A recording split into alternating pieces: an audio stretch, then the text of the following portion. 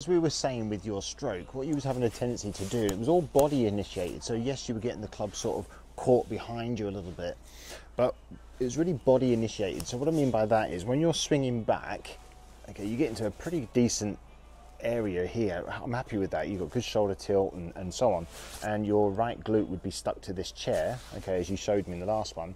But what we're seeing here though is that there's a tendency to slide with the hips and the right shoulder to come down very rapidly and the left shoulder to go up. Okay, this is getting you caught underneath yourself, as we would say. So you're coming under here. John Jacobs used to call this rock and block. So you used to go up and block it this way on the forward swing. Now you'll notice that because of that motion, my hips have slid this way and I've come away from the chair totally. Okay, my glutes have come away from that chair.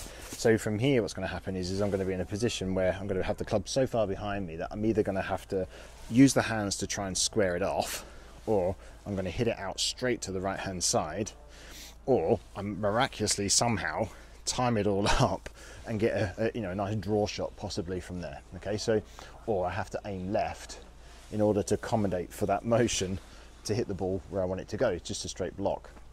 So the drill for you really is to get back to doing this this crisscross drill with the club across your shoulders and put your glutes up against the chair.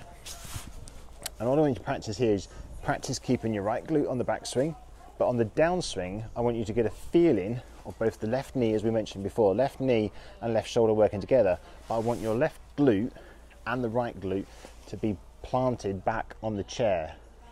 So right glute, then my left glute is going to match and meet up with my right hip. Okay, so everything's now back on.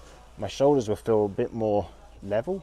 Okay, for you, you'll feel like your shoulders are more flat in the swing, and on the forward swing, then I'm going to come underneath again just a little bit. I can come away from the chair a little bit, but I've still got my shoulder tilts.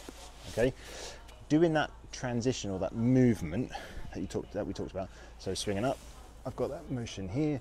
I'm going to replant the chair, my left glute back on the chair, and you can see how this gets the club more back out, or gets the club back out in front of me as opposed to being tucked behind. And my shoulders then from here can turn through squarely through the ball. So the feeling is getting that right glute and then feeling that left glute pop back on the chair along with the right glute. So back and through. Okay, I can feel like the club head's coming more this way. And I'm going to swing it more to the left on the follow through rather than high hands and off to the right hand side. Okay, practice that as much as you possibly can. Send me some videos of you doing that so I can make sure you're doing it correctly. But you can start off just by doing some rotational things just on the back of the chair, a wall, whatever, kitchen surface, whatever it is. But yeah, send me some clips back of you doing that, and then we can just double check and make sure it's correct.